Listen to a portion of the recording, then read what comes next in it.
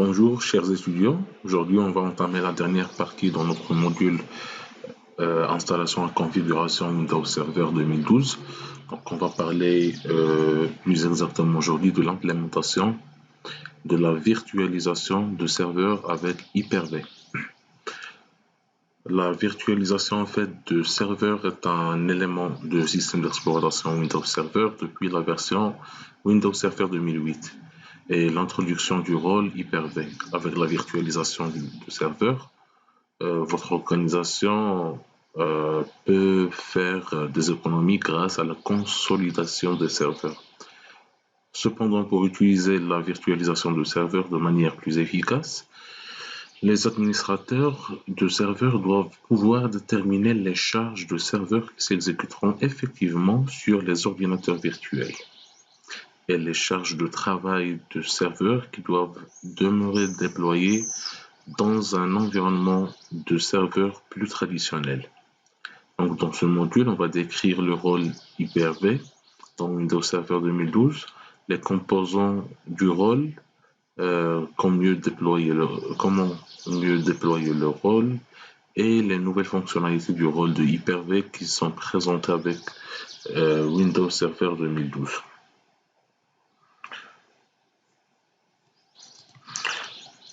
Donc, en vue d'ensemble, on va voir les technologies de virtualisation. On va voir aussi l'implémentation d'Hyper-V, la gestion du stockage d'ordinateurs virtuels, la gestion des réseaux virtuels.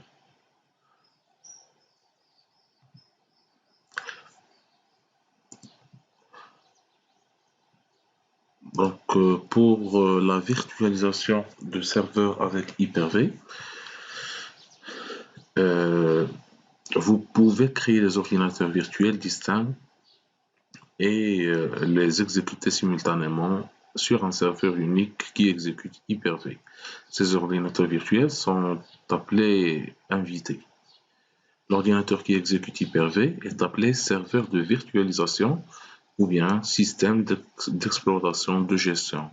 Les ordinateurs physiques virtuels fonctionnent comme les ordinateurs normaux. Lorsque les utilisateurs se connectent sur un ordinateur virtuel invité via une connexion de bureau à distance ou une session à distance Windows PowerShell, vous devez soigneusement examiner les propriétés de l'ordinateur sur lequel l'utilisateur travaille afin de déterminer s'il s'agit d'un ordinateur virtuel ou d'une machine physique déployée d'une manière traditionnelle. Les ordinateurs virtuels qui sont hébergés sur le même serveur de virtualisation sont indépendants les uns des autres. Vous pouvez exécuter plusieurs ordinateurs virtuels qui utilisent différents systèmes d'exploitation sur un serveur de virtualisation de manière simultanée, à condition que le serveur de virtualisation dispose de suffisamment de ressources. Donc, pour l'utilisation des ordinateurs virtuels et du matériel,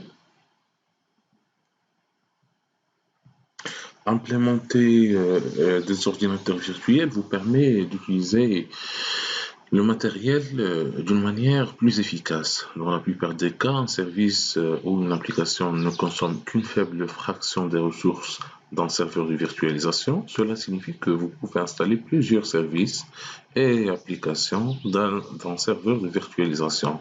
Cela signifie que vous pouvez installer plusieurs services et applications sur le même serveur de virtualisation, puis les déployer sur plusieurs ordinateurs virtuels. Cela garantit une utilisation plus efficace des ressources de ce serveur de virtualisation. Par exemple, supposez que vous disposiez de 4 services et applications distincts. Chacun consomme 10 à 15% des ressources matérielles d'un serveur de virtualisation. Vous pouvez alors installer ces services et applications sur des ordinateurs virtuels, puis les placer sur le même matériel où, en moyenne, ils consomment au total 40 à 60% du matériel du serveur de virtualisation.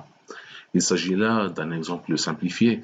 Dans les environnements réels, vous devez procéder à des préparations adéquates avant d'installer des ordinateurs virtuels. Vous devez vous assurer que les besoins en ressources matérielles de tous les ordinateurs virtuels qui sont hébergés sur votre serveur de virtualisation n'excèdent pas les ressources matérielles du serveur.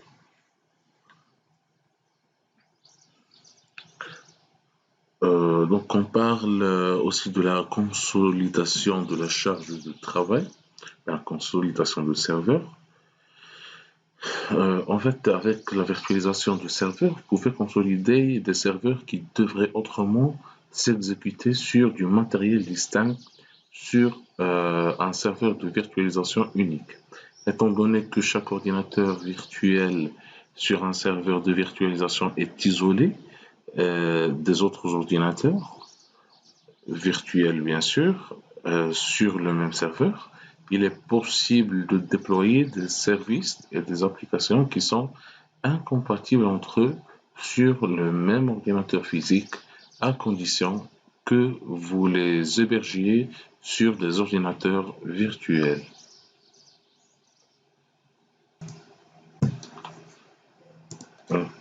Maintenant, on passe voir qu'est-ce que Windows Azure. Windows Azure est une plateforme en cloud sur laquelle vous pouvez acheter de la capacité pour des ordinateurs virtuels, pour les applications ou encore pour des services tels que les bases de données SQL Server sur SQL Azure.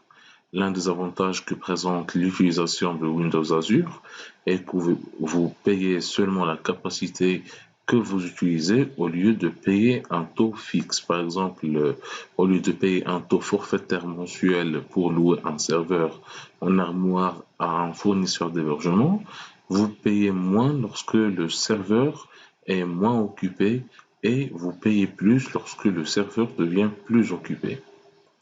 La capacité en cloud est élastique, ce qui signifie qu'elle peut se développer ou se réduire rapidement en fonction des besoins. Par exemple, dans une solution hébergée de manière traditionnelle, vous pouvez choisir un châssis spécifique de serveur, mais si ensuite vos besoins augmentent en termes de capacité ou de performance, vous devez basculer vers un matériel de serveur de classe supérieure. Tout cela demande du temps et de la planification. De même, si vos besoins en termes de capacité ou de performance diminuent, vous devez déterminer si la migration vers une classe matérielle inférieure vaut le coup ou si votre organisation doit continuer à payer une classe de matériel dont vous n'avez maintenant plus besoin et dont vous n'aurez peut-être plus besoin à l'avenir. Avec un fournisseur d'hébergement, la capacité est ajustée automatiquement et vous n'avez pas à dépenser du temps ou de l'argent à passer d'un serveur à l'autre.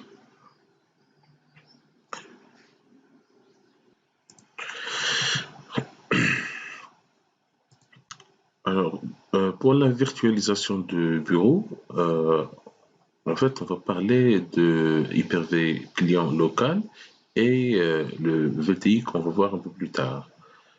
L'Hyper-V client, vous pouvez installer le rôle Hyper-V sur des ordinateurs qui exécutent les systèmes d'exploitation Windows. Cela vous permet d'exécuter des ordinateurs virtuels invités sur des ordinateurs clients.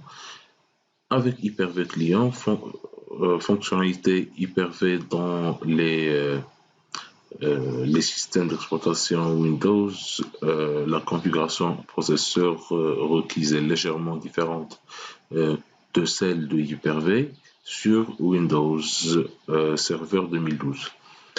Quand je parle de Windows là, Windows tout court, je parle de système d'exploitation client. Alors, là, je reprends avec Windows Server 2012, donc je redis la dernière phrase. J'ai dit que cela permet d'exécuter des ordinateurs virtuels invités sur des ordinateurs clients les fonctionnalités Hyper-V dans le système d'exploitation Windows, donc le OS. Euh, la configuration du processeur requise est légèrement différente de celle de Hyper-V sur Windows Server 2012. Plus précisément, avec les systèmes d'exploitation client Windows, euh, Operating System bien sûr, l'ordinateur doit disposer d'une plateforme d'architecture 64 bits qui prenne en charge la traduction d'adresses de second niveau et au moins 4 gigaoctets de mémoire vive. Ce n'est pas le cas de Hyper-V sur le Windows Server 2012 qui ne requiert pas la traduction d'adresses de second niveau. Passons au deuxième point, le VDI. VDI veut dire Virtual Desktop Infrastructure, l'infrastructure virtuelle bureau. Donc, dans cette infrastructure, les systèmes d'exploitation sont hébergés de manière centralisée en tant qu'ordinateurs virtuels et les clients ne se connectent qu'à ces ordinateurs virtuels au moyen de logiciels clients tels que RDC. Vous pouvez configurer un serveur pour la prise en charge de VDI en sélectionnant une installation des services bureaux à distance dans l'assistant ajout de rôle et de fonctionnalités lors de vos bon, euh, vous pouvez configurer un serveur pour être plus clair pour la prise en charge d'un VDI en installant un service bureau à distance. Et cela peut se faire avec un assistant d'ajout de rôle et de fonctionnalités qu'on a vu déjà sur le tableau de bord Windows Server 2012. Lorsque vous configurez un serveur de virtualisation pour qu'il fonctionne en tant que serveur VDI, donc Virtual Desktop Infrastructure, vous pouvez installer la fonctionnalité haute de virtualisation des services bureaux à distance en plus du rôle Hyper-V. L'infrastructure VDI peut simplifier la gestion des systèmes d'exploitation client car elle garantit tout d'abord que tous les ordinateurs clients qui sont hébergés sur un serveur unique sont sauvegardés régulièrement. Elle héberge les ordinateurs virtuels clients sur un serveur de virtualisation hautement disponible. Aussi, en cas de défaillance d'un ordinateur client, elle assure que les utilisateurs peuvent encore accéder à leurs ordinateurs virtuels à l'aide d'autres méthodes RDC. Donc, vous pouvez également utiliser l'infrastructure VDI pour implémenter la stratégie apporter vos propres terminaux. Dans ce scénario, les employés apportent leurs propres ordinateurs au bureau et utilisent le logiciel RDC pour se connecter à l'ordinateur virtuel auquel ils sont attribués.